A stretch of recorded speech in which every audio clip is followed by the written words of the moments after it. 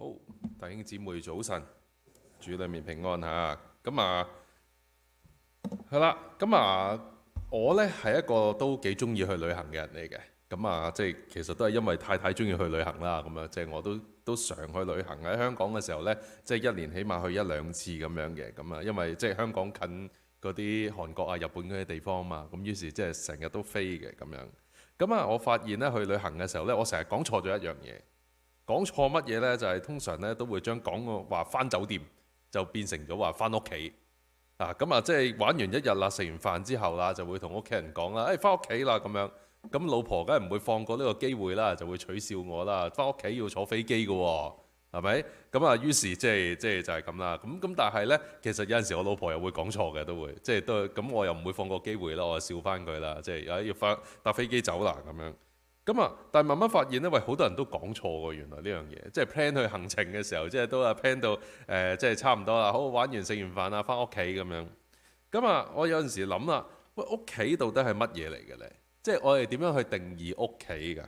即係大家都知道，我半年之前我搬咗屋啦，但係呢，我成日都會呢揸車經過呢我舊屋嗰度，因為我仔仲喺附近返學。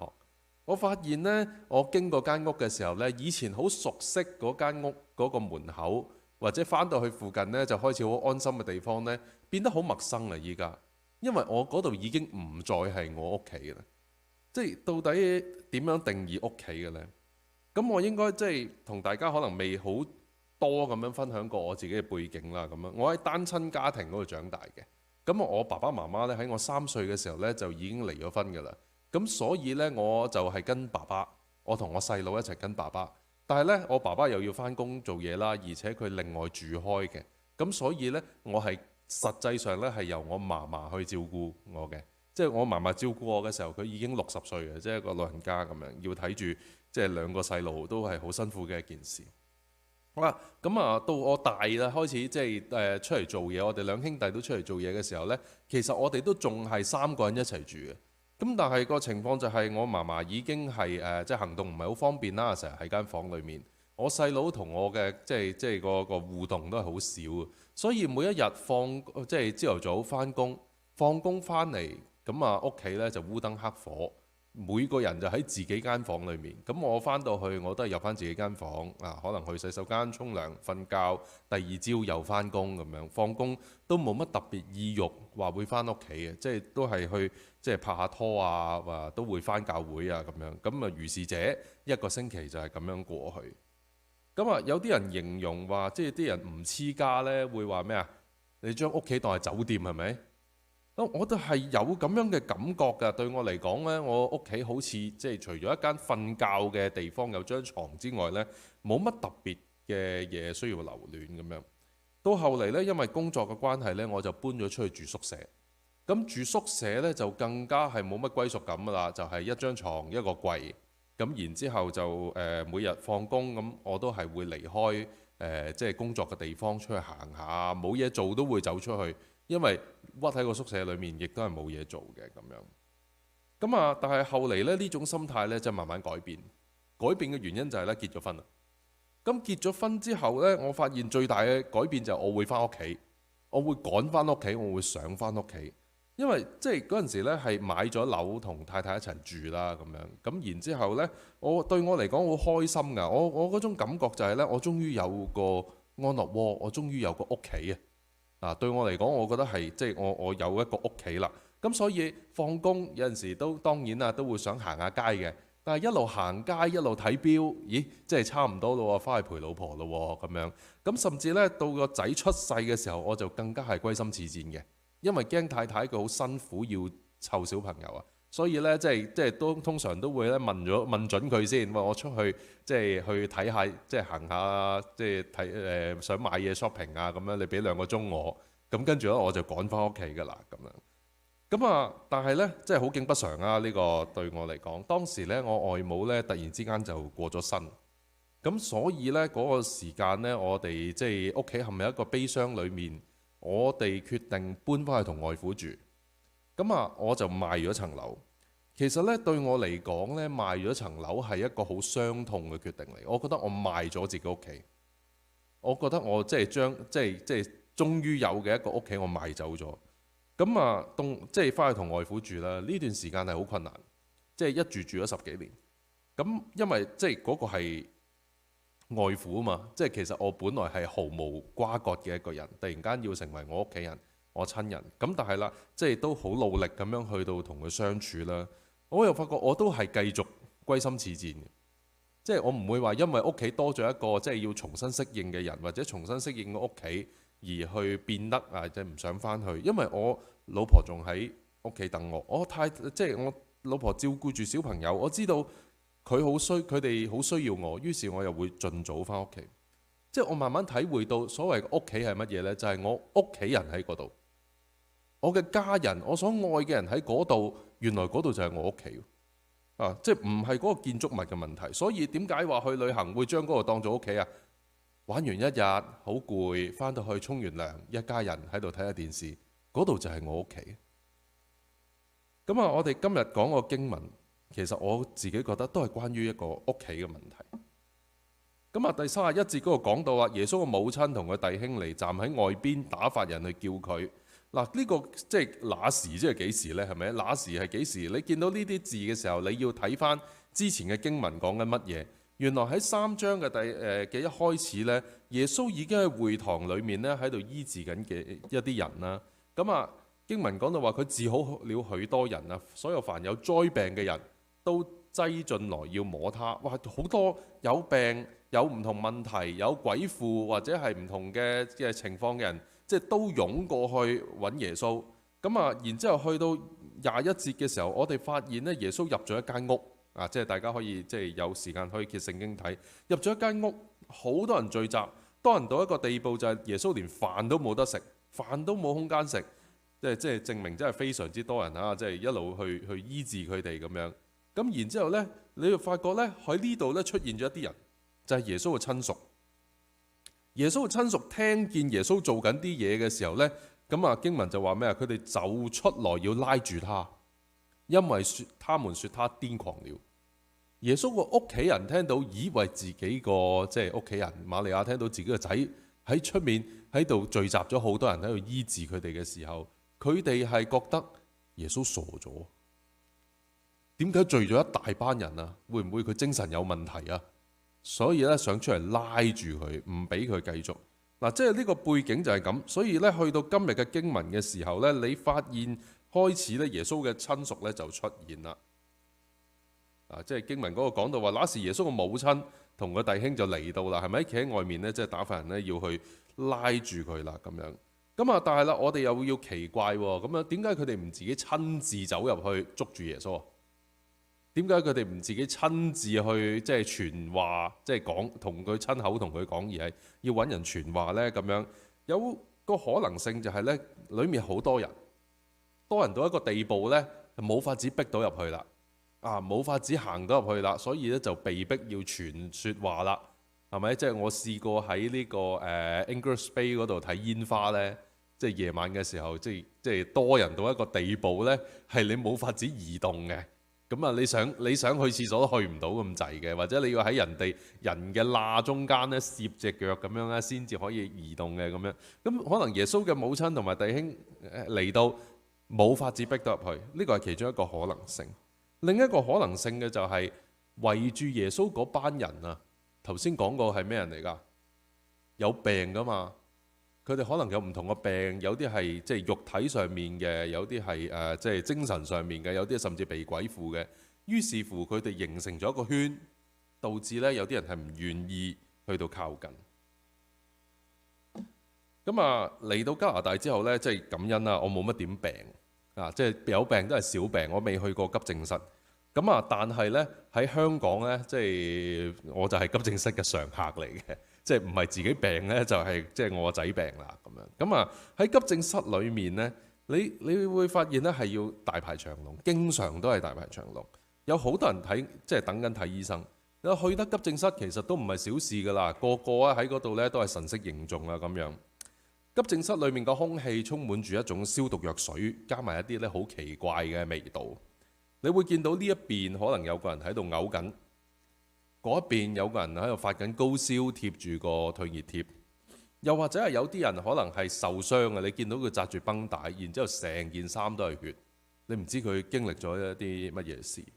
有一次我腸胃炎，咁啊去到咧急症室都要繼續喺留守喺個廁所附近不斷咁出入去屙咗7-8次咁樣，好辛苦，好折磨，好難聞，亦都係嗰個氣氛咧令到人好唔舒服。我諗冇人願意無啦啦去急症室嘅，係咪？而喺急症室裏面呢啲人呢亦都唔會無啦啦去到接近你。所以我形容即係呢一種嘅場景係一個好孤獨嘅場景。我諗除咗你嘅親人之外，係冇人會願意陪喺你身邊嘅嗰一剎那，係咪？即係甚至你好唔舒服，你好想離開嗰個場景，你去同護士講即係我真係好唔舒服，護士通常都唔會點樣理你，因為仲有大把人排緊隊，仲有好多人同樣嘅場景。咁大家就想像一下，當耶穌身邊圍住一大班人，可能正正係嚴重嘅病人，有啲係大麻風，成身都係即係爛晒嘅；有一啲係肢體傷殘嘅，你明顯地見到佢冇咁一啲嘅即係手手腳腳或者係即係盲或者係講聾啞咁樣，或者有啲病到面無人色，甚至係精神有問題嘅，人哋眼中可能係癲狂嘅有一啲俾鬼附即係嘅情況嘅。喺呢一班人包圍底下，可能真係唔願意入去㗎，可能真係唔願意入去㗎。有陣時我哋都會講去到 Hastings 嗰啲地方，好多 homeless 嘅時候，啲人都唔願意去到嗰個區域㗎，係咪？即係但係耶穌就坐咗喺嗰班人中間，耶穌就坐咗喺嗰班人中間。經文話到有好多人圍住耶穌坐啦，於是呢，即係佢哋就話俾耶穌聽啦，看下你嘅母親同你嘅弟兄喺外面揾你。耶穌周圍嗰班人注意到咩事？佢哋留意到，咦，耶穌嘅屋企人嚟咗，耶穌嘅屋企人嚟咗。佢哋可能咧喺度等緊耶穌醫佢哋，佢哋呢，即係耶穌已經忙到飯都唔得閒食噶啦，咁但係呢，都不斷咁喺度等緊佢哋嘅耶穌嘅醫治，可能呢，仲需要啲時間，可能都仲需要呢，即係慢慢喺度好似輪街症咁等緊。當佢哋聽到耶穌嘅屋企人嚟到嘅時候，佢哋係一種咩心情嘅呢？耶穌你係咪要走啊？即係好可能就係咁。耶穌你係咪要走啊？咁啊，於是呢，第33到35節嗰度，耶穌就回答啦：誰是我的母親？誰是我的弟兄？就四面觀看那些周圍坐着的人，說：看下我的母親，我的弟兄。凡遵行神旨意的人，就是我的弟兄姊妹和母親了。嗱，呢段經文呢，其實即係我覺得最難解嘅，好麻煩嘅就係，喂，耶穌係咪六親不認啊？耶穌係咪無情啊？阿媽同埋兄弟嚟到都唔認佢哋，唔理佢哋咁樣。但係其實我哋發覺喺福音書裏面呢，耶穌好關心佢媽媽。喺即係約翰福音嗰度，即係耶穌啱啱釘喺十字架上面，即係預備要離世嘅時候，佢見到佢媽媽，於是呢，佢就同佢所愛嘅門徒咁講啊，即係看下你，即係佢喺十字架上面同瑪利亞講啊，母親，看下你嘅兒子，又對嗰個門徒講，看下你嘅母親。嗱，從那刻起，那門徒就接他到自己家裏去了。嗱，耶穌去到臨死之前，佢都仲係好咁樣交代咗，要有人去照顧佢媽媽。而且咧喺保羅書信入邊，我哋亦都發現呢，有耶穌兄弟嘅蹤影喺裏面，即係可能喺耶穌升天之後，即係使徒時代，耶穌嘅兄弟繼續係接續緊佢嘅工作。所以呢，我覺得如果耶穌真係六親不認呢，係唔會有呢啲記載。嗱，咁我哋可以明白，其實耶穌唔係即係不孝，唔係六親不認。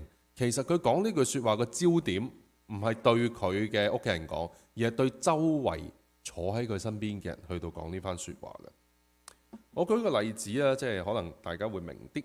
我咧太太咧依家喺另一間教會嗰度咧實習啦，咁就咧帶埋個仔過去嗰邊。咁佢咧就返緊一個青少年團契。咁你見到即係啲青少年人咧就中意聚埋一齊啦，開始好 friend 啦，好容易就成為朋友啦。咁啊，我有陣時咧完咗崇拜，我就會去過去接佢哋啦。咁樣有一次咧，佢哋咧就去麥當勞食嘢喎。我去到咧就見到5個年青人就坐喺張4人台嗰度。即係逼埋一齊咁樣啦，咁佢哋中意啦。咁啊，但係我太太就冇辦法啦，就另外要坐埋一邊啦咁樣。咁啊喺呢個時候呢，其中一個年青人呢就同我仔講：你爸爸嚟咗。你爸爸嚟咗，咁係咩意思呢？係咩意思呢？我聽個語氣帶一點失望，其實就係個意思好簡單啦。你係咪要走啦？你阿爸嚟咗啦，咁樣係咪？即係你做家長可能都會經歷過噶啦，就係你落去接嘅時候，嘅個仔見到你，即係既開心又失望咁樣，即係一路好開心啊，見到爸爸媽媽，但係冇得玩啊，我想玩多陣咁樣。好啊，但係我好識做嘅，我都知道佢哋即係咁樣坐埋開心噶嘛，咁我就唔理佢哋啦，我自己買咗個餐呢，就坐埋一邊同太太呢，就撐台腳，慢慢食，食完啦。真係覺得差唔多啦，咁先至即係同個仔講啦，差唔多啦，要走啦咁樣。嗱，即係呢個場景令我諗起啊，圍住耶穌嗰班人，佢哋可能呢都真係病到五顏六色，佢哋心理上或者身體上都真係有啲需要。當耶穌嘅屋企人嚟到嘅時候，佢哋呢可能好失望，佢哋可能好焦急，可能好擔心。哇！耶穌仲未醫我喎，又或者係有一啲醫好咗啦。佢會覺得，喂，我多謝都未講句，你就要走啦。有一啲可能唔係有病嘅，佢嚟聽耶穌講嘢嘅，諗住即係快啲，即係你醫好晒啲人呢，我終於有得聽到啦。啊，要走啦，耶穌你要走啦咁樣。嗱，因此耶穌其實講呢番説話係講俾佢哋聽。佢講話即係佢四面觀看周圍坐着嘅人去講嘅，邊個係我阿媽，邊個係我嘅兄弟，遵行神旨意嘅就係我嘅兄弟姊妹同母親。佢嘅意思就係呢一刻我唔會離開你哋，呢一刻你哋需要我嘅時候，我依然陪緊你哋。佢唔係否定佢本身原生家庭嘅關係，而係佢肯定緊喺我眼前呢一班人有需要嘅人係我嘅兄弟姊妹同埋母親，肯定緊嗰個關係。唔知大家記唔記得頭先急症室嗰個例子？當一個人最軟弱嘅時候，其實就係最需要人關心嘅時候。但係偏偏當你軟弱嘅時候呢，你嘅人際關係或者你生命裏面呢，可能就會有一啲疏離嘅情況。耶穌喺呢一刻佢冇選擇翻屋企，佢就係喺你身邊，成為你嘅家人去陪伴你。咁呢段經文對我哋今日嚟講有咩意思呢？咁樣，其實我覺得我哋每一個人呢，除咗身體上面嘅疾病嚇，其實心靈上面我哋都好多需要，我哋有好多缺失。我以自己為例啊，即係我自己好清楚，我嘅原生家庭係為我帶嚟咗好多嘅影響。例如我成日同人講就我唔識點做爸爸，我唔知點做爸爸，因為我冇一個 model。我唔知道即係爸爸媽媽係點樣去照顧佢嘅小朋友嘅咁樣，即係我係放牧式咁樣長大嘅咁樣，冇人理嘅咁樣。咁啊，而且呢，即係我諗我太太啊，即係嗰啲呢，佢哋都唔係好知道點做咁樣。咁啊，所以呢，其實我一路結咗婚，一路照顧太太、照顧小朋友，我真係摸石過河，一步一步咁樣去學，一步一步咁去即係搞清楚點做。又或者啱啱過咗母親節係咪？即係大家可能都同母親好開心咁慶祝，但係對我嚟講係一個冇乜感覺嘅節日嚟嘅，因為即係從來我係唔需要慶祝母親節嘅。即係我媽媽係即係啦，分開咗好耐，個關係好疏離。但係對我太太嚟講呢，呢個係一個傷痛嘅節日。開頭我講過就係佢喺即係我結婚初期，我外母呢就離開咗世界，而且係心臟病離開。佢突然之間離開，喺佢工作嘅場景裏面暈低咗。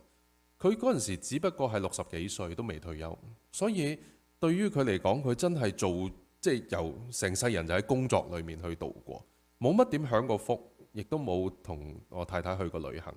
所以我太太好傷心。佢有陣時聽到人哋即係同媽媽去慶祝，同媽媽去旅行去玩，對佢嚟講，佢心裏面就係一種嘅傷痛喺裏面。即係呢啲係好深層嘅一種嘅感受。喺我成長裏面，其實亦都有好多好多嘅挫折，好多嘢導致我個人冇乜自信。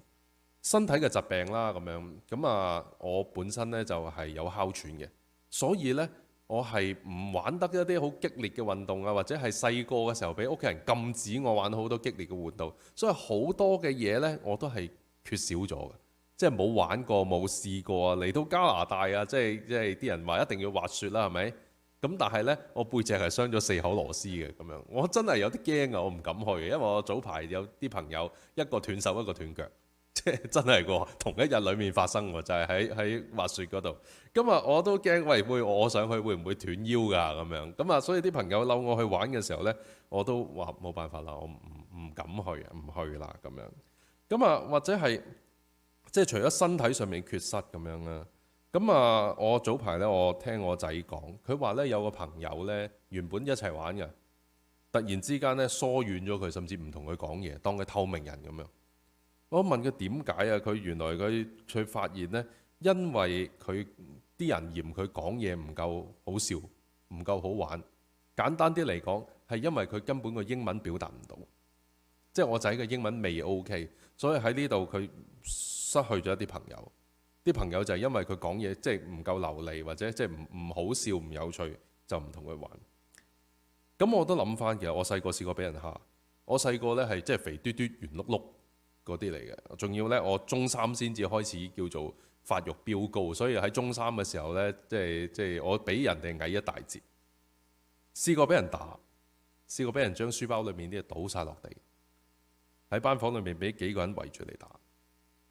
即係呢一啲對我嚟講係人生裏面嘅一啲傷痛。頭先講個仔英文唔好，我都試過。嗰陣時喺香港就係即係英文唔好啦。嗰陣時做嘢，我老細明知我英文唔好，跟住有一次佢用英文鬧我，佢喺我面前用咗一串非常之流利嘅英文鬧我，而我冇法子聽得明，好侮辱啊，好羞辱。所以去到今日我都真係好介意呢樣嘢。嗱，我哋人生有好多嘅傷痛，好多嘅缺失，我只能夠代表自己講，因為我唔知大家即係心裏面有啲乜嘢。但係我希望當我分享我裏面嘅傷痛同埋缺失嘅時候，大家你都諗翻少少，即係原來我自己裏面都係有啲咁嘅嘢。我不論係肉體上面嘅或者心靈上面缺失同埋傷痛。呢啲嘢可能為我哋帶嚟咗人生裏面一啲遺憾，生命裏面一啲阻滯，讓我哋人生過得唔夠平順，甚至唔接納自己或者他人唔接納我哋。我哋就好似急症室裏面嗰啲病人咁，我哋因為一啲嘢而即係喺度無止境嘅等待。我哋因為呢啲嘅需要，我哋一直等緊，到底幾時有人可以幫我？幾時有人可以醫治我？幾時有人可以帶我脫離呢個困境？嗱，呢段經文就話緊俾我哋聽，無論我哋有啲乜嘢缺失都好，我哋有啲咩問題都好，耶穌基督接納我哋。耶穌基督佢願意接納我哋，佢唔需要話我哋去到本身有咩家庭背景啊，我哋有咩事業成就啊，我哋做到啲咩幾偉大嘅事啊，先至接納我哋。耶穌係喺我哋還作罪人嘅時候就為我哋死嘅。呢個經文講到就係佢願意接納我哋成為佢嘅家人，只要我哋願意遵行神嘅旨意，我哋就係佢嘅屋企人。我間唔中都聽到有啲人話我唔想信耶穌住啊，我唔想受洗住啊，咁樣個理由係咩啊？我覺得自己唔夠好，我覺得自己未有資格。唔係喎，耶穌原來呢，佢唔需要我哋做到咩資格，做到幾完美，做到幾好先接納我哋。佢喺我哋仲係庸庸爛爛嘅時候，就已經接納我哋，主動嚟醫治我哋。一開始我講酒店同屋企嗰個例子，我自己好深體會就係屋企人喺邊度，嗰度就係我個屋企。同樣地，今日我哋叫教會做神嘅家，弟兄姊妹喺邊度，嗰度就係神嘅家，嗰度就係我哋自己屋企。喺教會呢個家裏面，我覺得好重要嘅就係好似耶穌基督接納同埋包容我哋一樣。我哋要彼此互相嘅包容同埋接納。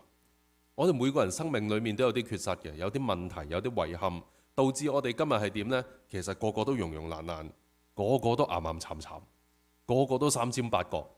我都夠膽講啊！喺教會裏面，成日都俾人傷害，成日都俾人吉到。即係你唔好講到傷害咁嚴重啦，但係你總覺得有一啲人呢，你睇佢唔順眼，或者佢特別牙渣嘅。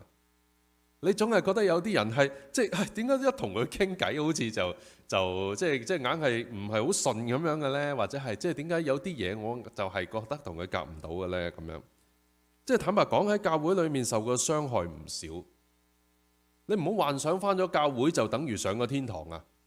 我哋冇人頭頂有個光圈嘅，即係包括我哋傳道人都係啊，即係包括牧師都係咁樣啊，即係我哋冇人係完美，我哋都係罪人。